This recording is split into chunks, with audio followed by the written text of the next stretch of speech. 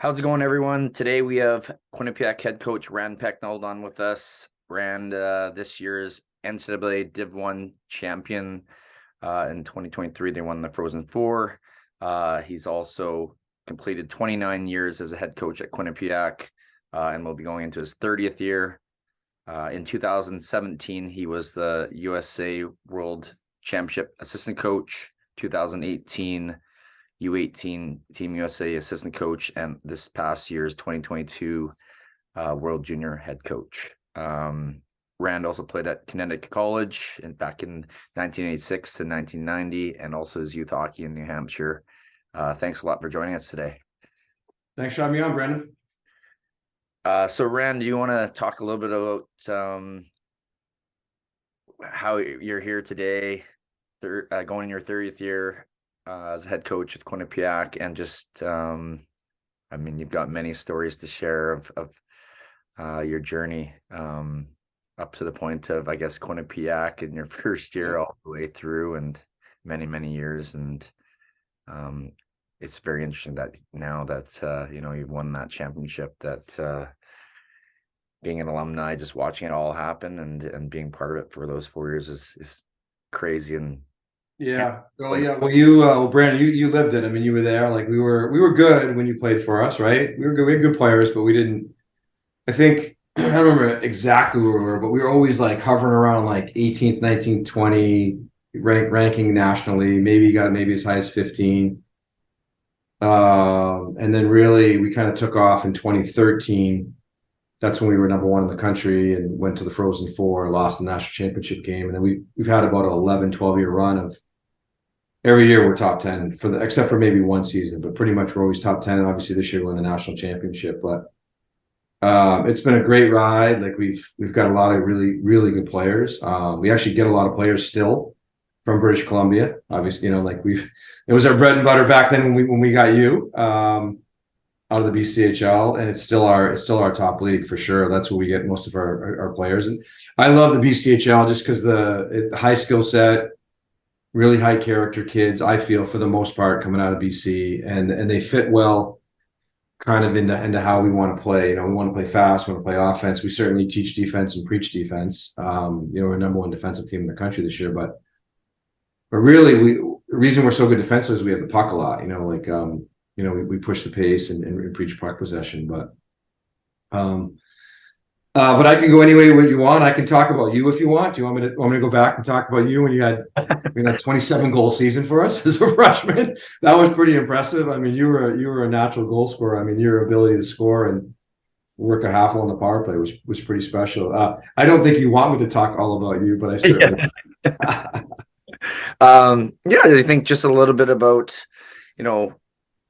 our development business. So basically back into your early days of building up Quinnipiac's foundation, now that you've been there coming into your 30th year. And even the 4 years I was there back in 06 to 2010, but 06, we had Reed Cashman there as the captain, talked about a lot and performed very well, just such ahead of the college game, we'll say, and extremely smart player at that level. But just, basically, it's funny how the seasons go now, especially I'm sure that you look back 30 years, but even looking, just following along from the outsider now, but those 4 years, we had an incredible first season there.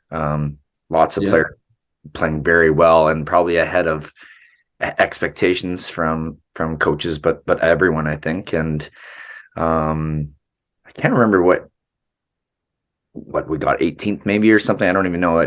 Probably between 15th and 20th in the nation at that one year. And we somehow got into the finals of our conference, and we were up to nothing. Third period, and how we lost to such a great team.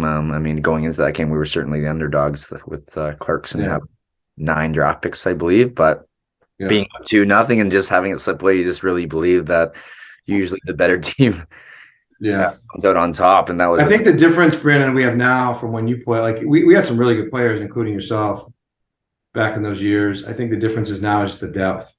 Our depth now it's just so much better.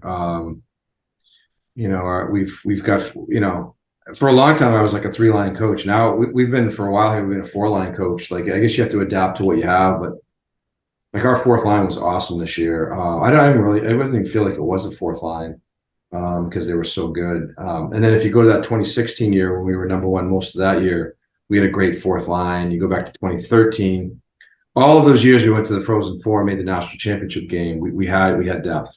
Okay. Like I really feel you need it because you're going to get injuries, and you got to develop that depth and develop players. But I think the other thing too, when you're that deep, everybody pushes each other, right? You're pushing for ice time. I think that helps too. There's certainly some benefits when you don't have depth because then your best players just play and they play a lot and they're not worried about, not looking over their shoulder like, am I gonna miss a shift or whatever. But we've definitely adapted to. We've changed probably a lot of things that we do differently than when you played. I think it was so you graduated in 2010.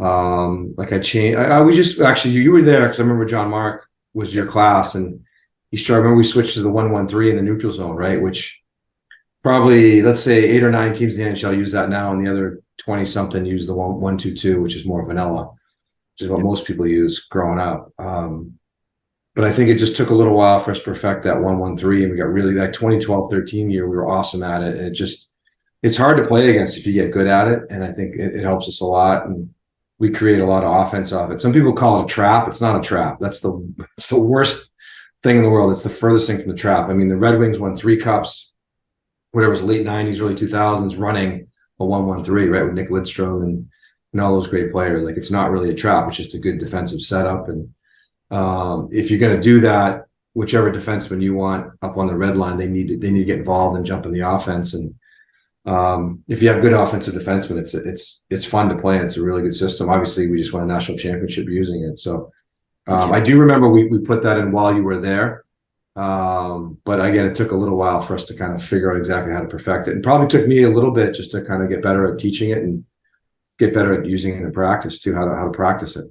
Yeah. Well, certainly following along there in the semifinal and final this year, I was definitely watching and how I mean, just after finishing playing pro hockey, just watching how you have to check so hard, and it's so important to check that. Just watching your team check these high-powered offense Yeah. teams, and it was just incredible the layers that you guys provided, and that's what frustrated these teams. And I'd say also on your end is you got the timely goals as well. Just Yeah. Like the Michigan game, if you go back to that, I mean, they were crazy talent. Like Luke Hughes, like 5 of those kids played for me on the World Juniors, like just off the chart talent. And then Fantilli was on Canada's World Junior team, and he actually won the Hobey Bakers, the best player in college hockey this year. But their defense, they love to skate the puck, which is fine. Like everybody wants their defense, but they would skate the puck, and we would have to defend them in layers. And then by the time they got through the second or third guy, and they'd come to that third or fourth guy, which Luke Hughes could go through the whole team almost.